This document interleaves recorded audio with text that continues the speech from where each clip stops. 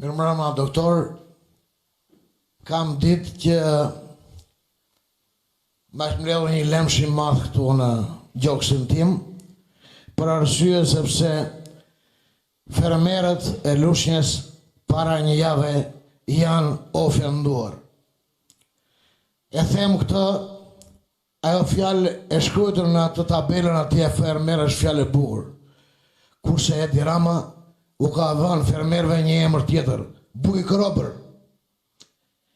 Dhe këtë e ka bërë me të gjithë planin që po bën ai në drejtim të subvencionimeve, në drejtim të çmimeve dhe për politikat që ka bërë.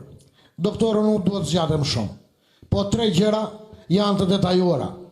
Çmimi i naftës, doktor, e ka çuar 18.000 lekë plugimin. E ka çuar 15.000 lekë frezën.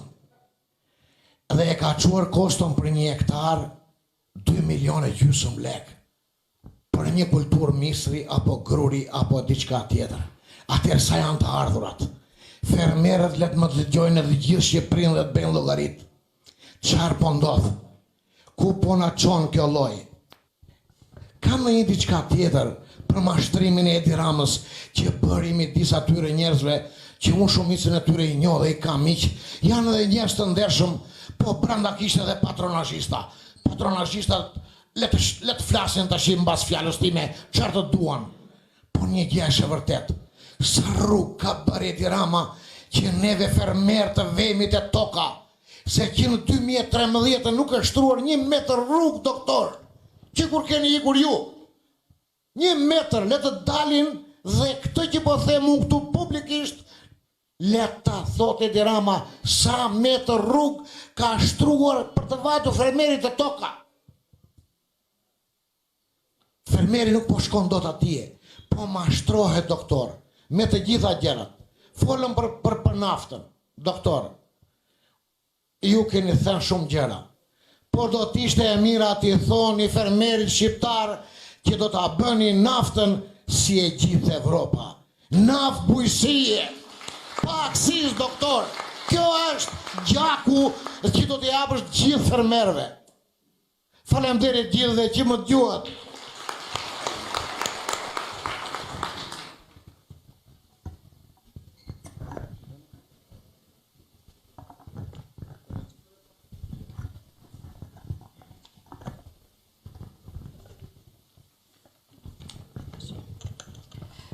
Përshëndetje zoti Berisha, përshëndetje gjithëve.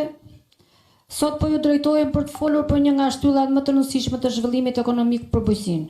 Kuçova është një zonë me traditë të hershme bujqësore, të cilët për breza me radhë kanë mbajtur gjallë prodhimi vendas, pavarësisht këtij potenciali në realitet është ndryshe situata ku ky sektor po përballet me probleme serioze, të cilat kërkojnë vëmendje të menjëhershme. Problemet janë të shumta, duke filluar nga përmbytjet e muajit nëntor 2025 dhe janar 2026, ku shumë fermerë e kanë humbur sezonin e tyre të prodhimit dhe nuk kanë përfituar asnjë subvencion nga ana e qeverisë për të përballuar shpenzimet. Së dyti, fermerët e Kuçovës përballen me mungesë reale të mbështetjes financiare.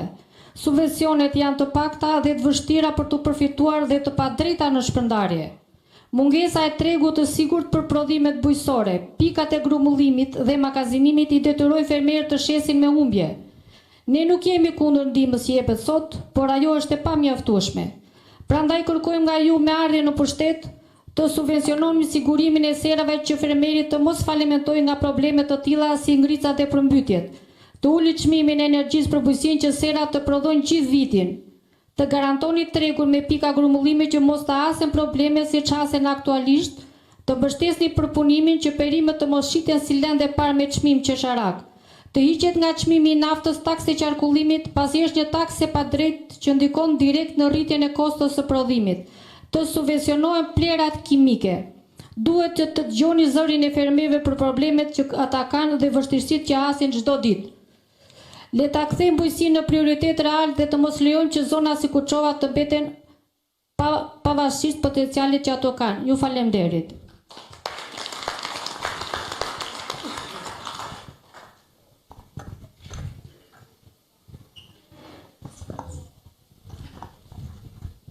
Përshëndetje, doktor Berisha.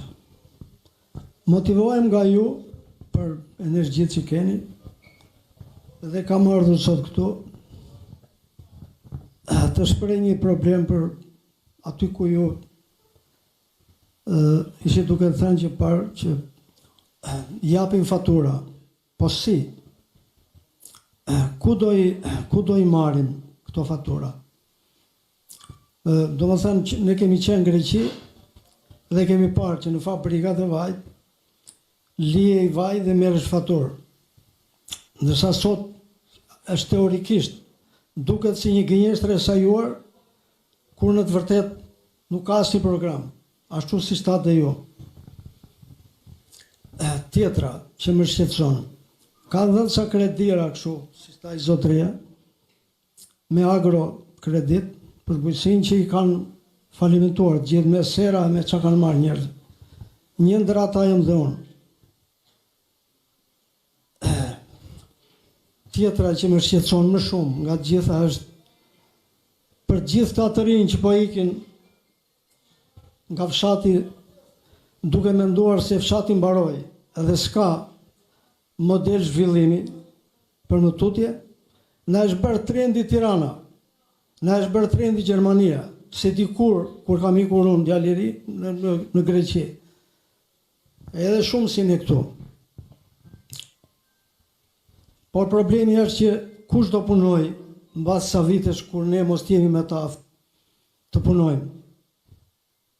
Sepse gjithandej flitet që do punoj dhe Brezion, po pastaj kush do punoj? Jo, po thot dikush do vinë zezak, do vinë zinj. Kush do vinë? Kur do vinë? Kush do ta vjeli si vjet ullirin? Mendohet që do ketë një prodhim, një super prodhim. Kush do punoj si vjet?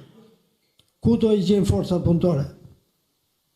Këto janë problemet reale që na shqetësojnë gjithë trevën e komunitetit Berat. Ju faleminderit.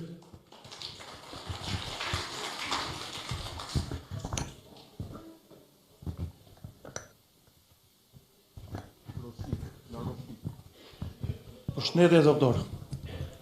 Përshëndetje paneli, përshëndetje dhe gjithë pjesëmarrësit e këtij takimi. Banori i njësisë administrative Roshnik, Bashkia Berat. Mendoj që duke rritur disa probleme, do të shpreh edhe mendimin e banorëve të asaj zone.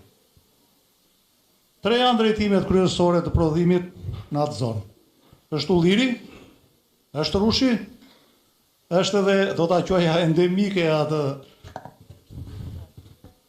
atë kulturën tjetër, është fiku i Roshnikut. Për cilësinë e prodhimit edhe sasinë e prodhimit. Është një produkt që prodhohet vetëm në atë zonë, me atë cilësi që ka e tjera e tjera. Fermer të shkëlqyer, punëtor, dashamirës, mikpritës, të gjitha anët pozitive i kanë, por çalojnë disa gjëra. Çalojnë politikat agrare të qeverisë në lidhje me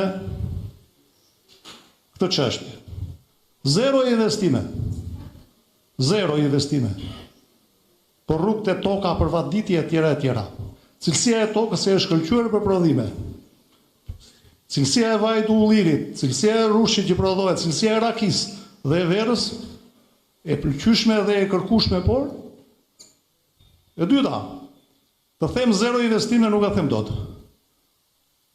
Por ato investime, subvencione. Por ato lek subvencione që kemi marrë, edhe nipit edhe mbesës t'ja japësh për ditëlindje, Ben Vaki që do t'i refuzoj. Do i thot nuk i dua. 10.000 lek, 20.000 lek subvencione është, edhe japim fermerit 10.000 lek të vjetra, 20.000 lek të vjetra dhe thot të kam subvencionuar.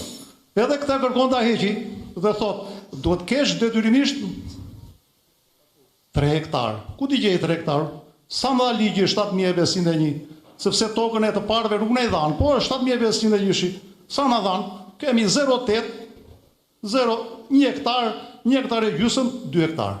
E shumë ta. Një familje madhe me 2 hektar. Jo, duen 3. Ku t'i gjej? atëherë e di qeveria. Dhe zero marketing. Vuajmë nga marketingu. Po flas prodhim endemik, figu i Roshnikut. S'ka marketing. Pak grosistë të vegjël grumbullojnë, marrin dhe të vëshën. S'merr fermeri të vëshën. Nuk merr fermeri të vëshën, jo, është mollë e ndaluar. Është mollë e ndaluar të vëshëja për fermerin. E marrin grosistët. Dhe plot probleme të tjera. Po unë këto desha të trajtoja, se edhe të tjerë trajtuan probleme, por edhe të tjerë do të ketë që trajtojë probleme. Unë të them që do të shpreh dhe mendimin e të gjithë banorëve të zonës së Roshnikut, mikpritëse, punëtore dhe me të gjitha cilësitë dhe virtytet. Ju faleminderit.